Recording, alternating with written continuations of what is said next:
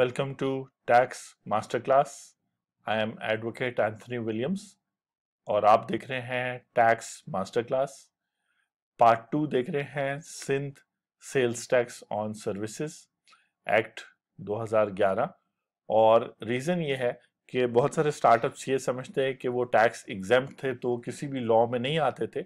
हमने प्रीवियस दिनों एक तो ये वीडियो की कि टैक्स एग्जेम्पशन ख़त्म होकर टैक्स क्रेडिट में वो कन्वर्ट हो चुका है। तो अब स्टार्टअप्स को, आईटी फ्रीलांसर्स को, टेक्नोलॉजी कंपनीज को जो है देखना पड़ेगा कि वो सेल्स टैक्स में विद होल्डिंग के हवाले से ये सब कंडीशंस उन्होंने पूरी करी। साथ में उनको अवेयर होना चाहिए, जिस तरह हम इस वीडियोस में कर रहे हैं। पार्ट 2 आप देख रहे हैं कि हमने कैब एग्रीगेटर की डेफिनेशन, या इस वक्त आप स्क्रीन पे ऑनलाइन मार्केट प्लेस की डेफिनेशन देख रहे हैं। तो इससे आपको आइडिया हो जाना चाहिए, और लोग भी जो इस वीडियो को देख रहे हैं, चाहे वो ब्यूटी पार्लर चला रहे हैं, आर्किटेक्ट हैं, या किसी और किस्म का बिजनेस करते हैं, कि अगर यहाँ उनके बिजनेस को डिफाइन किया गया है और आगे चल के रजिस्टर्ड पर्सन और टैक्सेबल सर्विसेज, ये सारी बातें जो होंगी पार्ट 3 पार्ट 4 में, तो आपको आइडिया हो जाएगा कि कंसल्टिंग लेने के बाद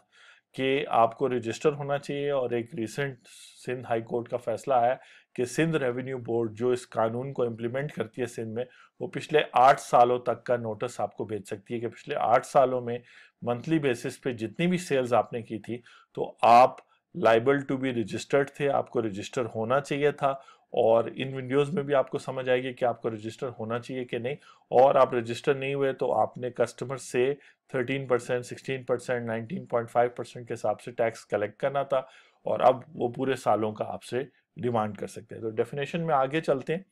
और जो है ये पर्सन की है, इसमें डिफरेंट किस्म के लोग हैं। ये बहुत इंपॉर्टेंट डेफिनेशन है, place of business in Sindh. और इस डेफिनेशन को पढ़ने के बाद आपकी कंफ्यूजन इस पॉइंट पर क्लियर हो जानी चाहिए कि अगर आप किसी सिंध प्रोविंस में आपका ऑफिस नहीं भी है, लेकिन वेबसाइट के थ्रू अगर लोग सिंध में आपकी वेबसाइट एक्सेस कर सकते हैं और आपकी सर्विसेज ले सकते हैं वहाँ ऑनलाइन, या आप जो है क्या कहते हैं अपने एजेंट्स के थ्रू भी अगर सिंध में सर्विस दे रहे हैं तब भी, और अगर आपका अपना प्रॉपर ऑफिस है तब भी जो है ना आपका place of business in Sindh है। और इस तरह की छोटी छोटी बातें, यानी आपके बिजनेस के बारे में अगर यहाँ डिफाइन कर दिया गया है, प्लस प्लेस ऑफ बिजनेस की डेफिनेशन में भी आप आ रहे हैं, फिर आगे रजिस्टर्ड पर्सन और रेजिडेंट जिसकी डेफिनेशन अभी हम देखेंगे, उन सारों की कंडीशन आप पूरी कर रहे हैं, तो फिर इसका मतलब है कि आपको सीरियसली कंसल्टिंग लेके देखना चाहिए। क्योंकि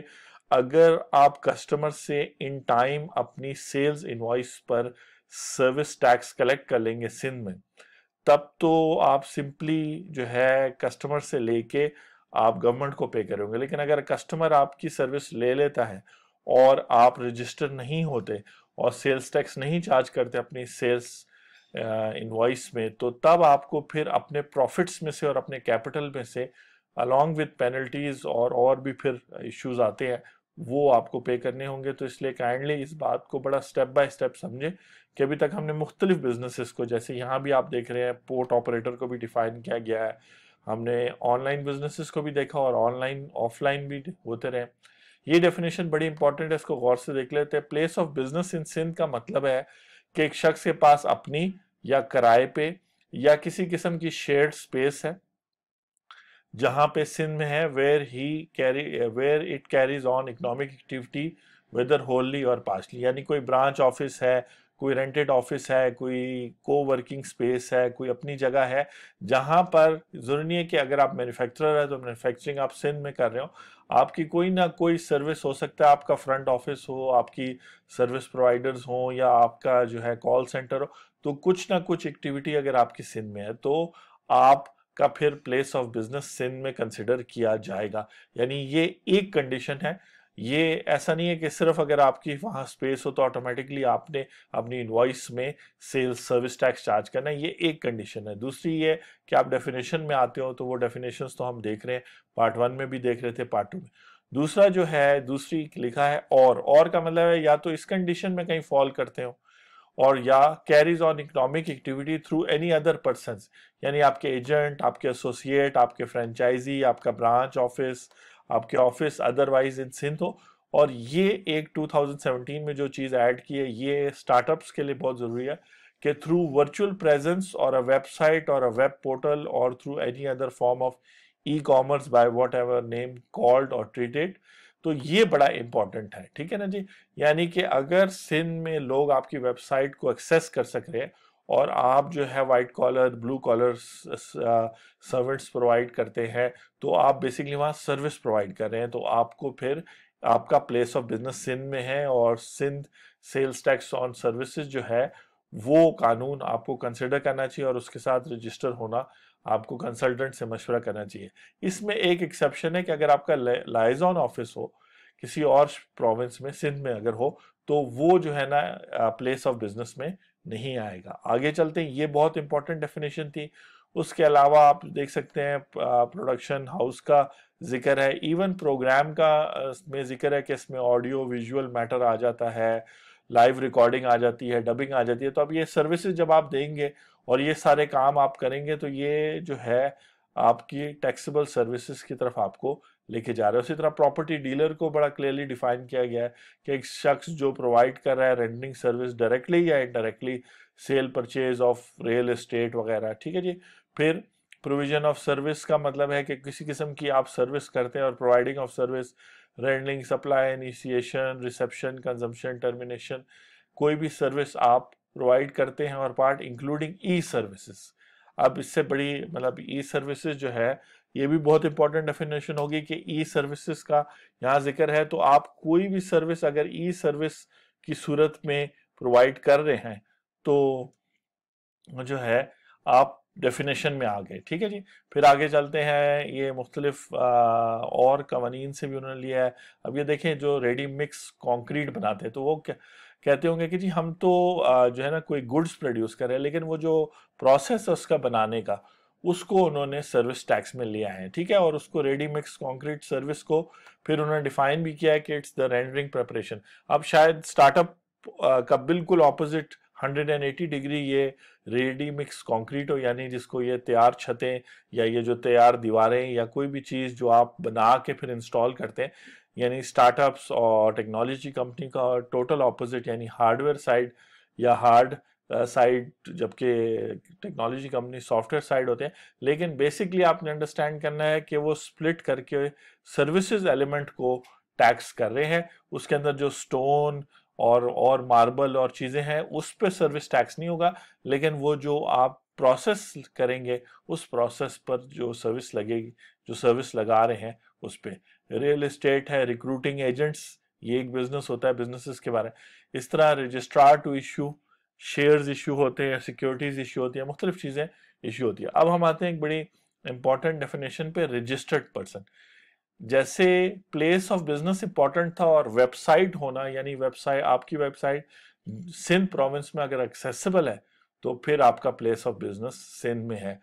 अब आप टैक्सेबल्स आप सर्विसेज देते हैं या गुड्स देते हैं वो एक अलग क्वेश्चन है। अगर आप वेबसाइट यूज करें तो मोस्ट प्रॉब्ली मिक्स होगा, उसके अंदर आप सर्विसेज भी दे रहे होंगे, गुड्स। जैसे आप अगर फैशन डिजाइनर है तो आप अपने गुड्स बेच भी रहे होंगे और जो फैशन डिजाइनिंग की सर्विस है वो भी आप प्रोवाइड कर रहे हैं, और उसको कैसे बाइफरकेट करना है वो फिर अलग बात है, वो कंसल्टिंग की बात है। हम भी कंसल्टिंग सेशंस करते हैं, नीचे वीडियो में व्हाट्सएप नंबर वगैरह दिए हैं जहां आपको क्लियरली, इसका ये मतलब नहीं है कि 100% आपका जो सेल इनवॉइस है उसमें हर चीज़, अगर कुछ गुड्स है तो जिसकी डेफिनेशन अब हम देखेंगे तो वो भी सेपरेट हो जाएगा, लेकिन सर्विस एलिमेंट को समझें कि आप सर्विस प्रोवाइडर हैं, और अगर वेबसाइट है या कोई अपना प्लेस है, शोरूम है, रिटेल है या मैन्युफैक्चर है,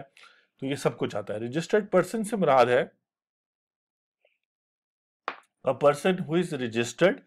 वो शख्स जो रजिस्टर हो गया या लाइबल टू बी रजिस्टर्ड, ये वो सब लोग, क्योंकि मेजॉरिटी लोग सिंध में। अच्छा, और यहाँ भी क्लैरिटी दूं कि अगर आप, चूंकि ये लॉ अप्लाई होता है अगर सिंध में कोई सर्विस कंज्यूम भी करो, इसका मतलब अगर आप पंजाब या केपी से भी बैठ के, और आपका कोई फिजिकल एड्रेस या एजेंट भी नहीं है, लेकिन यहाँ से बैठ के सर्विस दे रहे हो, इस्लामाबाद में आप रजिस्टर्ड हो, आपका बिजनेस, आपका ऑनलाइन बिजनेस, आपका offline business, real physical business, लेकिन सर्विसेज आप दे रहे हो सिंध में, तो कंजम्पशन भी चूंकि सिंध में हो रही है तब भी जो है आप लाइबल टू रजिस्टर हो सकते हैं। तो ये सब चीज़ें कंसिडर करने के लिए ये वीडियोस बनाई हैं। पार्ट 2 आप देख रहे हैं। रजिस्टर्ड पर्सन का मतलब है एक शख्स जो रजिस्टर हो जाता है, और रजिस्टर होने के लिए जो कंडीशन है वो हम नेक्स्ट पार्ट में देखेंगे, पार्ट 3 में, कि रजिस्टर किसने होना है। लेकिन रजिस्टर्ड पर्सन वो होता है जो इस कानून में रजिस्टर हो गया या लाइबल टू बी रजिस्टर्ड, ये बड़ा इंपॉर्टेंट है। इसके तहत वो आपको कंपलसरी भी रजिस्टर कर सकते हैं, और अगर आप पर लाइबिलिटी है, जब से आपने सपोज करें 3 साल हो गया आप सर्विस प्रोवाइडर है और आप आर्किटेक्ट है, आप रजिस्टर्ड नहीं हुए, सिंध में सर्विसेज दे रहे हैं, आपका ऑफिस इस्लामाबाद बेस्ड है, लेकिन आपके सिंध के क्लाइंट्स हैं, उनको आपने इनवॉइस के साथ सर्विस टैक्स पे नहीं की, तो पावर है फिर सिंध रेवेन्यू बोर्ड के साथ कि बेस्ड ऑन डिफरेंट डेटा, जैसे विदहोल्डिंग आपसे कोई हुई है या आपकी कोई ट्रांजेक्शन हुई है, उस डेटा के बेस पे वो आप नोटिस भेजिए, या वो जो क्लाइंट है आपका वो जब अपनी टैक्स फाइलिंग करे, या वो सिंध रेवेन्यू बोर्ड में डेफिनेटली रजिस्टर्ड होगा अगर वो बिजनेस है, तो वो आगे जब फाइलिंग करे तो वो आइडेंटिफाई करे जी इस तरह अनरजिस्टर्ड लोग हमारे पास हैं, और आपने अगर कानून गौर से नहीं समझा तो फिर ये लाइबल टू बी रजिस्टर्ड, ये सबसे इंपॉर्टेंट चीज है जो आपने समझनी है, इसको अवॉइड करना है। खुद से रजिस्टर हो जाएंगे तो मिनिमम पेनल्टीज हैं, अगर लाइबल टू बी रजिस्टर होंगे और फिर रजिस्टर होंगे तो फिर प्रॉब्लम होगा। तो इसलिए इतना टाइम हमने यहाँ स्पेंड किया। और नेक्स्ट जो डेफिनेशन है रजिस्टर्ड पर्सन के बाद वो है, देखिए आप, rent a car and automobile rental services जो है, गाड़ी तो नहीं लेकिन गाड़ी के जो यूज करने के पैसे चार्ज करेंगे उस इनवॉइस में सर्विस टैक्स चार्ज होना है। ये एक कंट्रोवर्शियल चीज ऐड हुई है कि रेंटिंग ऑफ इमूवेबल प्रॉपर्टी भी, जब आप उसको रेंट पे, लीज पे, सब लीज पे, चाहे कोवर्किंग स्पेस है, कुछ भी, सिंध की बात हो रही है, तो आप करते हैं तो आपने अपनी सेल्स की जो वैल्यू है या जो फी आप चार्ज करें, जो नाम भी आप दे रहे हैं, या जो रेंट आप चार्ज करें, उसमें आपने सर्विस टैक्स करना है। कंट्रोवर्शियल इसलिए कह रहा हूं क्योंकि इमूवेबल प्रॉपर्टी पे शायद प्रोविंसेस टैक्स नहीं लगा सकते, लगा सकते हैं, ये तो जब सिंध हाई कोर्ट और फिर सुप्रीम कोर्ट में जाएगा तो पता चलेगा, लेकिन ये सब फैक्टर्स हैं जो आपकी नॉलेज में होने चाहिए। हम बात कर रहे हैं कि ये डेफिनेशंस हैं जो क्लियरली बता रही हैं कि ये सर्विसेज जो है आगे चल के टैक्सेबल सर्विसेज होंगी अगर आपने मशीनरी वगैरह रेंट आउट किया। ये डेफिनेशन लास्ट डेफिनेशन है, उसके बाद हम टैक्सेबल सर्विसेज वगैरह पे देखेंगे पार्ट 3 में, और किसने रजिस्टर होना है, ये रजिस्टर्ड